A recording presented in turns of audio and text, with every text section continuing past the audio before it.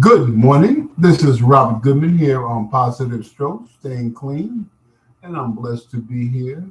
It's always a blessing to share about recovery and how recovery has saved my life from 40 years of active addiction, doing the same thing, expecting different results.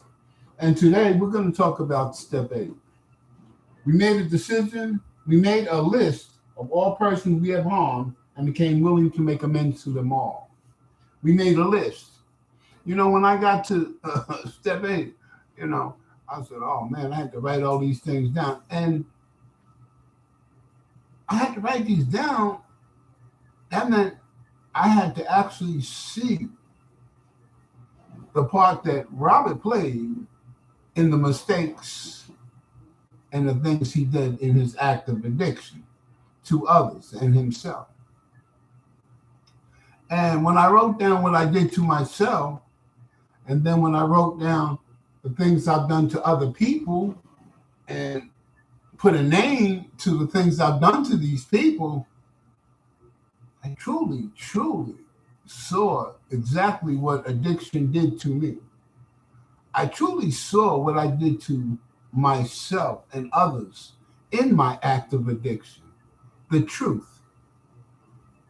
And to get to this point, I needed the time to get rid of the drugs out of my system. I needed to learn that there is a better way of living on life's terms. That my life is better when I'm not controlled by a drug. And as I got to the step eight, I realized that the drug controlled me to keep doing the same thing, expecting different results. That I was gripped by this progressive illness of addiction. But when I'm sitting down here and I'm doing the step eight and I'm writing down what I've done to myself, what I've done to other people, and put a name to the things I've done to each individual, then I truly look at myself the way I was in my act of addiction, the things that I've done to myself and others. And wow, that is a powerful pill to digest because I had to truly look at myself in an honest and open way. And I truly didn't like who I became in my active addiction. I had to first forgive myself for my actions to myself for destroying Robert for 40 years. I had to truly forgive myself honestly and openly and not carry that torch of allowing me to live rent-free in my head over and over again. It's time to get rid of the wreckage of my past. So I forgave myself. And then I knew that I had to clean the wreckage of my past. That meant that I had to go to the people that I've harmed and be willing to make amends to them. And that is owning up to the mistakes I made in my active addiction. Yes, it was I did that to myself. I didn't do it to no one else but myself. So, the blessings that I'm about to receive after step eight is not carrying the wreckage of my past, not carrying the things that I've done to myself and others anymore. Because see, now I'm owning up to the things that I've done to others. I am sorry what I've done to you, but I was in my active addiction because I had to have more drugs. And that was the only focal point that I was doing to make my life better, that I could live. That's all I thought I needed. and I did it at all costs, and I hurt you, and I apologize. I do not use anymore. I am in recovery. And I've done this to you, so I'm going to make amends. What I've taken from you, I'm going to make amends. And this is the payment plan that I can do to make amends of this situation. Would you please forgive me?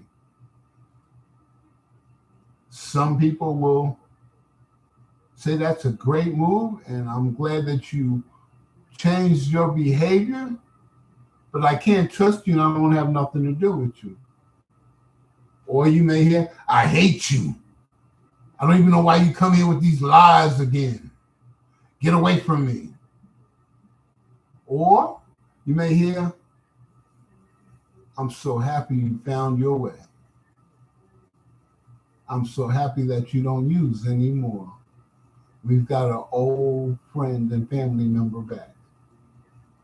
It's a blessing. Now we can mend our situation and draw closer together as a family again. These are the ways that it can go. And each individual has the right to choose the direction and the relationship they want to have with you after you make amends to them about what you've done to them. But the powerful thing is that you have to accept their decision on how they feel about you and how either they want to be a part of your life or they do not want to be part of your life.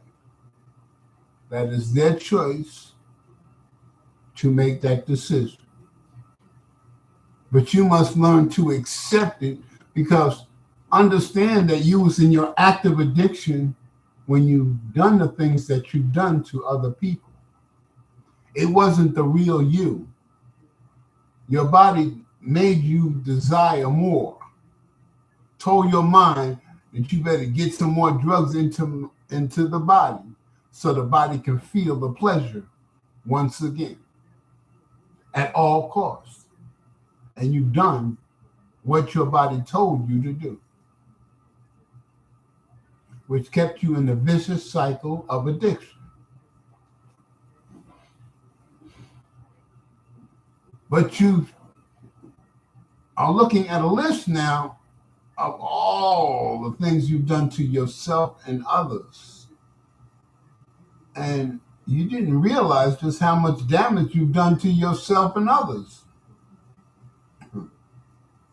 until you make that list, until you look at it with a clear mind and an open heart, and to understand that you was addicted to the drug that caused you to do what you've done. That now you're not using anymore. You're staying clean one day at a time, one situation at a time, 1 hour at a time. But you're doing what you need to do because you knew and you found out that your way was not working, that you kept doing the same thing expecting different results. You've changed your behavior and tried something new that you did not know where it was going to lead you. The interesting thing about recovery is that it leads you down your own path. It awakens each person differently, because each person's situation of addiction is genuine. It's owned up by that own person. We all fall victim to our addiction by a certain path that we've taken.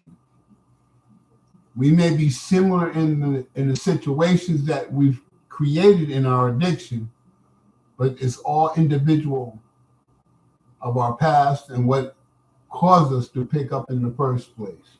What type of trauma and pain caused us to rely on a drug or a drink to relieve the problem that was created that we could not handle. So When I made that list and I seen it, right then and there, I knew that Robert was a faulty person, that I wasn't perfect, that I've made mistakes all my entire life. And when I look back at the people that I love and I associate with, I found out by looking at them honestly and openly that they were just like me, faulty, imperfect people, trying to live their best life by the choices and the decisions that they make.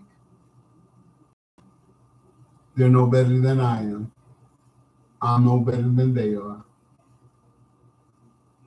They're no better than me. They're just trying to find their way to live their best life. And they go through ups and downs just like anybody else. So when I made that list, see, to get to this point, I needed some time into recovery. I needed the mind to get clear. I need to look at the blessings of recovery. I need to look at what addiction did to me and how I got where I'm at today, how I'm in this situation that I am today. So, the point for today in step 8 is don't look at making a list of the people you've harmed and you've harmed yourself and the things that you've done to yourself as something heavy. It's just a learning experience about your actions and the things you've done in your active addiction. It's for you to understand why you did the things that you did in your active addiction, the choices that you made, the decisions that you made, and the direction that you went in your active addiction. You're learning to understanding yourself. The more I understand Robert, the better I am on not making a lot of mistakes, but learning to live life on life's terms, learning to bite my tongue when I need to, learning to listen and not talk, not over people, but listening to what they're saying and what they're not saying. To learn. By learning, you become better. That means you have to listen more than you share. By you listening, you learn about yourself and others.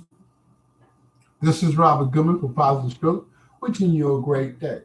And remember, you are the most important person to yourself.